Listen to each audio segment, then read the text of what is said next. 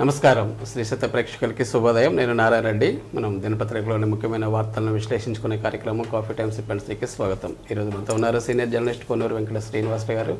మరి వారికి ముఖ్యమైన విశేషాలు ఏంటో చూద్దాం.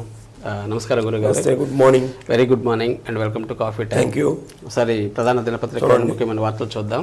ముఖ్యంగా నిన్న అయోధ్యలో జరిగిన వార్తల గురించి అన్ని దినపత్రికల ప్రధాన వార్త సరే ఒకసారి చూద్దాం ఏమి వచ్చాయో. సో ముందుగా సాక్షిలో చూస్తే మన రాముడు వచ్చాడు, అయోధ్యలో కొలువైన బాలరాముడు, అయోధ్యలో ప్రధాని మోడీ పారవస్యం, రాముడి ఆశీస్సులతో దేశం కోసం పనిచేద్దాం, వచ్చే 1000 ఏళ్ల భారతదేశ నిర్మాణంపై దృష్టి ప్రధానంగా వచ్చిన వార్త. ఇక వైభవోజ్వల ప్రాణ ప్రతిష్ట, ప్రధాన యజమాని నరేంద్ర మోడీ చేతుల మీదుగా కమనయ్య ఘట్టం, నేటి నుంచి భక్తులకు రామ్లల్లా దర్శనం. ఇక సమ్మెకు తెర, చర్చలు సఫలం, నేటి నుంచి విధుల్లోకి అంగన్వాడీలు, 11 డిమాండ్లలో ఇప్పటికే 10 డిమాండ్లు అమలుకు కార్యాచరణ, రిటైర్మెంట్ బెనిఫిట్స్ భారీగా పెంచిన ప్రభుత్వం. ఇక ఓటర్లు 4.08 కోట్లు ఆంధ్రప్రదేశ్లో మొత్తం ఓటర్ల సంఖ్య. ఇక చెప్పింది చెప్పినట్లుగా నేడు 6394.83 కోట్ల 4వ విడత వైఎస్ఆర్ ఆసరా పంపిణీ. ఇవి సాక్షిలో వచ్చిన ప్రధాన వార్తలు. ఈనాడులో చూస్తే ఇది సేమ్ వార్త. సాకారమయ్యాడు సాకేత రాముడు, అయోధ్యలో అంగరంగ వైభవంగా బాలరాముడి ప్రాణప్రతిష్ఠ. ఇక దుశ్శాసన పర్వం, అంగన్వాడీలపై అమానుషంగా ప్రవర్తించిన మగ పోలీసులు, ఇక అంగన్వాడీలతో చర్చలు సఫలం, రాష్ట్రంలో ఓటర్లు, ఇది సేమ్ వార్త. ఇక చివరిగా ఆంధ్రజ్యోతిలో చూస్తే జూడో యాత్రకు బ్రేకులు, అసోంలో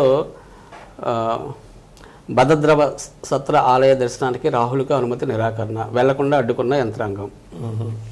ఇక రామయ్య వచ్చాడయ్య, 5 దశాబ్దాల తర్వాత సొంత గూటికి శ్రీరాముడు, అయోధ్యలో ఆవిష్కృతమైన ఆధ్యాత్మిక అద్భుతం. అయోధ్యలో ఇక కర్ఫ్యూలు ఉండవు, కాల్పుల మోతలు వినిపించవు, అంతా రామోత్సవమే యోగి. ఓకే, మంచిది. ఇక ప్రపంచవ్యాప్తంగా సంబరాలు, న్యూయార్క్లోనే ప్రఖ్యాత టైమ్స్ స్క్వేర్ వద్ద లడ్డూల పంపిణీ, మార్చి 25 నుంచి అమెరికా కెనడాలో విహెచ్పి రథయాత్ర. ఇక ఫిబ్రవరి 3వ వారంలో ఎన్నికల షెడ్యూల్ రావడానికి అవకాశం ఉందంట. ఇక ముమ్మరమవుతున్న కసరత్తు, నెలాఖరులోపు బదిలీల ప్రక్రియ పూర్తి. ఇక మహిళలే నిర్ణేతలు, రాష్ట్రంలో వారి ఓట్లే అత్యధికం, ఏకంగా 24 జిల్లాల్లో పైచేయి. ఇక వారంలో డిఎస్సి 6000కు పైగా ఖాళీలతో ప్రకటన, అధికారులతో మంత్రి బొత్స సమీక్ష, 4.5 ఏళ్లుగా పట్టించుకోకుండా ఎన్నికల ముందు జగన్ హడావుడి. ఇవి సార్ ప్రధాన వార్తలు స్టేట్లో. ఇక మన ప్రకాశం డిస్టిక్ వార్తలకు వస్తాయి. ఏంటి సార్ నిన్న అయోధ్య గురించి, రామమయం దేశం మొత్తం శ్రీరామ నామంతో మారుమోగిపోయింది. దేశం అంతా కూడా అంతా రామమయం, జగమంతా రామమయం అని రామదాసు సంకీర్తన రాసినట్లు ఆ సంకీర్తన ఇప్పటికీ నిన్న ఏకకాలంలో రామ రామ రామ అంటూ ఆ జగమంతా రామమయం లాగా విలసిల్లింది. మన జిల్లాలో కూడా, మన ఒంగోలులో కూడా ముఖ్యంగా అన్ని ప్రాంతాల్లో కూడా అన్ని ప్రాంతాల్లో అన్ని దేవాలయాల్లో సీతారాముల యొక్క కళ్యాణం, ముఖ్యంగా ఉదయం పూట సీతారాముల కళ్యాణం నిర్వహించడం, అలానే సాయంత్రం గ్రామోత్సవం నగరోత్సవం నిర్వహించడం, ముఖ్యంగా రాత్రి జ్యోతులు వెలిగించారు అన్ని దేవాలయాల్లో కూడా. అక్కడ కూడా 10 లక్షల మంది 10 లక్షల జ్యోతులు వెలిగించారు. అలానే ఇక్కడ కూడా జ్యోతులు వెలిగించేటటువంటి కార్యక్రమాన్ని నిర్వహించారు. పలు చోట్ల ఎల్ఈడి స్క్రీన్స్ పెట్టి ఈ అక్కడ జరిగేటటువంటి దీన్ని ప్రత్యక్షంగా వీక్షించేటట్లు. అందరి ఇళ్లలో టీవీలు ఉంటాయి, అయినా కానీ ప్రత్యక్షంగా ఒక చోట కూర్చొని వీక్షించేటట్టు. అంటే దీనికి 12:20 ఎప్పుడు నిన్న జరిగింది. అంటే అభిజిత్ లక్నోలో ఆ లోపల కళ్యాణం జరుగుతుంది. కళ్యాణం అయిన తర్వాత ఇంటికి వెళ్ళి చూడలేరు కాబట్టి అక్కడే అదే వేదిక మీద ఇది చూసి అక్కడే అన్నదాన కార్యక్రమాలు ఇవన్నీ కూడా నిర్వహించారు. దీని సందర్భంగా పిల్లల కోలాటాలని, శోభాయాత్రలని, రకరకాలైనటువంటి కార్యక్రమాలు, ఏదేమైనా సరే అన్ని రామనామంతో మిళితమైనటువంటి కార్యక్రమాలని నిర్వహించారు. ఒక అద్భుతమైనటువంటి ప్రక్రియ. అంటే 500 సంవత్సరాల పాటు వెయిట్ చేసినటువంటిది ఇప్పుడు కళల సాకారం అయింది. అయితే దీంట్లో మనం చెప్పుకోవాల్సింది ఏమిటంటే ఆ రాముడి యొక్క విగ్రహాన్ని చెక్కినటువంటి వ్యక్తిని మటుకు అందరూ అభినందించాలి. నిన్న ఆయనకి సత్కారం చేసే ఉంటారు. ఎందుకంటే మోడీ గారు నిన్న ఈ పని చేసినటువంటి కార్మికులందరూ కూడా గులాబీ పూలతోటి వాళ్ళకి సన్మానం చేశారు. చూడండి ఆ విగ్రహాన్ని మీరు ఇప్పుడు మీ చేతిలోనే ఉంది కదా, ఇలాంటి లైవ్లీగా ఆ రాముడు మన వైపు చూస్తున్నాడా అన్నటువంటి విషయం, అది బాలరాముడు ఆ విగ్రహం చెక్కింది. ఆ బాలుడిలాగానే ఉన్నాడు. అలా అద్భుతమైనటువంటి ఆ చిత్రాన్ని జీవకళ ఉట్టిపడింది. ఆయన కూడా 6 నెలలు 7 నెలలు పట్టిందట. 6-7 నెలలు కూడా ఆయన మౌన దీక్షలో ఉండి దాన్ని నిష్ఠతోటి ఉండి చెక్కాడట. మొత్తం మీద అంటే జనరల్ గా మనం ఈ సోషల్ మీడియాలో ఫోటోలు చూస్తే చిన్నదిగా అనిపించింది. నిన్న అక్కడ చూస్తే మటుకు భారీ విగ్రహం లాగానే అలంకరణ అన్ని చేసిన తర్వాత అనిపించింది. మొత్తం మీద అందరినీ ఆకర్షించే విధంగా అయోధ్య రామయ్య ఉన్నాడు. ఆయన చెప్తున్నాడు భూమి మీద అత్యంత అదృష్టవంతుని నేనేనేమో అని. శిల్పి అవును చెప్పాడు. ఓకే సార్, ఇక భవిష్యత్తు నిర్ణేత ఎవరు? భవిష్యత్తు నిర్ణేత మహిళలే. మీరు చెప్పారు కదా ఓటర్ల గురించి. మహిళా నిర్ణేతలు రాష్ట్ర వ్యాప్తంగా కూడా మహిళా ఓటర్లు ఎక్కువ ఉన్నారు. కాబట్టి మహిళలు రేపు రాబోయేటటువంటి ప్రభుత్వాన్ని నిర్ణయించేది కూడా వాళ్లే. ఎందుకంటే మహిళలు కొంత అంటే ఎక్కువ మంది ఉద్యోగస్తులు ఉండరు కాబట్టి వాళ్ళు ఓటింగ్ లో పాల్గొనే దానికి అవకాశం ఉంటుంది. మిగతా ఈ మగవాళ్ళు అనుకోండి ఏదో పనుల మీద ఉంటారు, మనం కొంతమంది ఓటుకు కూడా రారు. కానీ మహిళలే ఈ ప్రభుత్వాన్ని నిర్ణయించేటటువంటిది. దాదాపు 7.5 లక్షల మంది ఎక్స్ట్రా మన జిల్లాలో కూడా ఉన్నారు. మన జిల్లాలో కూడా మొత్తం 17,99,706 మంది ఓటర్లు ఉంటే దీంట్లో మహిళలు 9,02,749 మంది ఉన్నారు. పురుషులేమో 8,96,859 మంది ఉన్నారు. అంటే 14-16,000 వరకు ఎక్స్ట్రా మహిళలే ఉన్నారు. మన జిల్లాలో అత్యధికంగా ఓటర్లు ఉన్నటువంటి గిద్దలూరు నియోజకవర్గంలో 2,37,079 మంది ఉన్నారట. అత్యల్పంగా ఎర్రగొండపాలెంలో 2,05,300 మంది ఉన్నారు. మన జిల్లా కేంద్రమైనటువంటి ఒంగోలులో 2,36,292 మంది ఓటర్లు కూడా ఉన్నట్టు తెలుస్తుంది. వీటిలో యువకులు కూడా ఒక 36,996 మంది ఉన్నారు మొత్తం మీద. ఈ రేపు రాబోయేటటువంటి ఎలక్షన్లో వీళ్ళందరూ 17,99,706 మందిలో ఈ ఏ పార్టీని ఎంతమంది ఓటేస్తారు, ఏ పార్టీని మళ్ళీ భవిష్యత్తు ఏ పార్టీకి ఇస్తారనేది మనం వెయిట్ చేయాలి. మొత్తం మీద మన జిల్లాలో కూడా మహిళా ఓటర్లు ఎక్కువ ఉన్నారు. కానీ పోలింగ్ శాతం ఎక్కువ జరగాలి సార్. 80% అబౌవ్ జరిగితే గానీ బాగోదు. Okay right sir. కానీ నేడు నగరంలో భారీ ర్యాలీ. బాలినేని శ్రీనివాసరెడ్డి గారు ఈ రోజు ఒంగోలుకి ఇచ్చేస్తున్నారు. నిన్న రావాల్సింది, నిన్న అంటే ఈ బాలరాముడు ఇవన్నీ కార్యక్రమాలు ఉన్నాయి కాబట్టి నిన్న పోస్ట్ పోన్ అయినట్టుంది. ఈ రోజు వారు వస్తున్నారు. దీనికి సంబంధించినటువంటి కార్యక్రమాన్ని వైసీపీ ఆధ్వర్యంలో నిర్వహిస్తున్నారు. కటారి శంకర్ గారి ఆధ్వర్యంలో వైసీపీ నగర కన్వీనర్ ఆధ్వర్యంలో ముఖ్యంగా ఏమిటంటే ఈ 24,000 మంది 25,000 మందికి పట్టాలు ఇవ్వాలి అనే ఉద్దేశంతో బాలినేని శ్రీనివాసరెడ్డి గారు హైదరాబాద్ విజయవాడలోనే గత నెల రోజుల నుంచి ఉన్నారు. అంటే అక్కడ శాంక్షన్ తీసుకునే ఒంగోలు రావాలనే ఉద్దేశంతో మొట్టమొదటి నుంచి కూడా వారు ఏంటంటే ఈ పట్టాలు ఇచ్చిన తర్వాత నేను పోటీ చేస్తానని కూడా ప్రకటించున్నాడు. కాబట్టి ఆయన ప్రెస్టీజియస్ గా తీసుకొని జగన్మోహన్ రెడ్డి గారితో మాట్లాడటం, 1,80,00,000 రూపాయలు దానికి సంబంధించినటువంటి శాంక్షన్ కూడా తీసుకున్నారు. ఈరోజు వారు ఒంగోలు వస్తున్నటువంటి సందర్భంలో ఈ పార్టీ అభిమానులు, కార్యకర్తలు ప్లస్ ఈ లబ్ధి పొందేటటువంటి ప్రజలు ఎవరైతే ఉన్నారో వాళ్ళతో కూడా ఒక భారీ ర్యాలీని నిర్వహిస్తున్నారు. ఇది మధ్యాహ్నం 2:30 మనకి సెంట్ జేవియర్స్ ఉంది కర్నూలు ఫ్లైఓవర్ దగ్గర నుంచి బయలుదేరి power office, RTC bus stand, Addanki bus stand, పాత మార్కెట్ సెంటర్, మస్తాందర్గా ట్రంక్ రోడ్డు మీదుగా చర్చి సెంటర్ వరకు ఈ ర్యాలీ చేరుకుంటుందట. కాబట్టి అందరూ కూడా ఈ కార్యక్రమాల్లో పాల్గొని బాలినేని శ్రీనివాసరెడ్డి గారికి ఘనమైనటువంటి స్వాగతం చెప్పవలసిందిగా కటారి శంకర్ గారు కోరుతున్నారు. గతంలో కూడా ర్యాలీ ఒకటి జరిగింది సార్, డ్రింకింగ్ వాటర్ కి అప్పుడు ఇచ్చినప్పుడు. అవునవును, అప్పుడు కూడా 330 కోట్లు ఎంతో శాంక్షన్ చేశారు అప్పుడు కూడా. ఓకే సార్, ఇక పారదర్శకంగా ఓటర్ల జాబితా నిన్న కలెక్టర్ గారు తుది జాబితాను ప్రకటించారు. జిల్లాలో ఎన్నికల అధికారి జిల్లా కలెక్టర్ ఉండేది కాబట్టి నిన్న వారి ఆధ్వర్యంలో చాలా రోజుల నుంచి దీని మీద కసరత్తు చేస్తున్నారు. ఏంటి కొత్త ఓటర్లు చేర్పులు, అలానే దీంట్లో చనిపోయినటువంటి వాళ్ళకి తొలగింపు, ఆ 6A 7A అన్నటువంటి ఫారాల పరిశీలన, ఇవన్నీ కూడా చాలా రోజుల నుంచి చేయటం. ఎప్పటికప్పుడు ఈ పోలింగ్ కేంద్రాలు ఏదైతే ఉంటాయో అక్కడ BLOలని ఉంచి కొత్త వాటిని చేర్చుకునే కార్యక్రమం ఇవన్నీ కూడా చేస్తూ ఉన్నారు.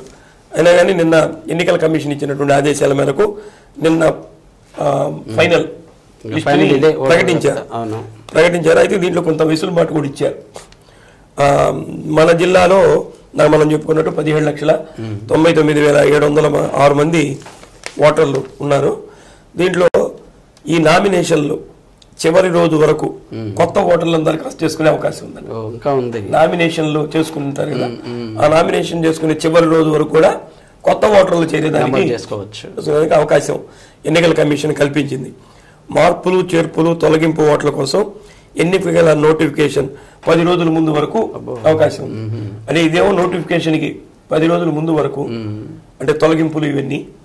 కొత్తగా ఓటర్ చేరే వాళ్ళ మటుకు నామినేషన్లు ఆఖరి తేదీ వరకు కూడా ఈ అవకాశాన్ని కల్పించారు. కాబట్టి ఇదే ఫైనల్ కాదు, ఇంకా ఏదైనా పెరిగేదానికి అవకాశం ఉంటుంది.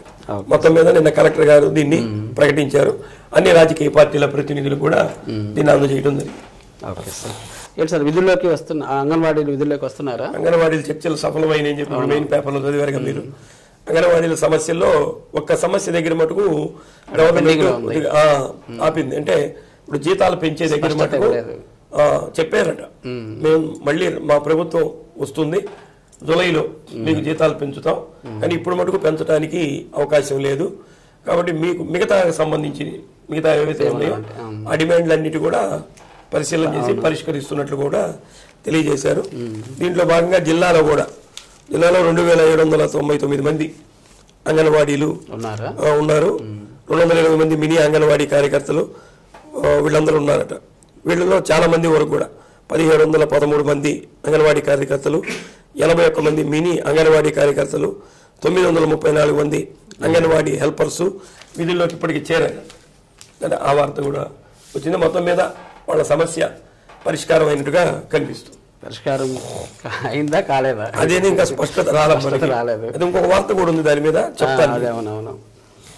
అసాంఘిక శక్తులకు చెక్ అంట సార్. నిన్న అమరావతి ముట్టడి కార్యక్రమానికి అంగన్వాడీలు పిలుపునిచ్చినటువంటి సందర్భంలో దీనికి ఇంటెలిజెన్సీ రిపోర్టు ద్వారా వచ్చిందంటే ఈ అంగన్వాడీల రూపంలో అసాంఘిక శక్తులు ప్రవేశించి కొంత అలజడి సృష్టించాలని చెప్పి వాళ్ళకేదో రాజకీయ శక్తులు వాళ్ళకేదో ఇంటెలిజెన్సీ రిపోర్ట్ ఉన్నట్లుంది.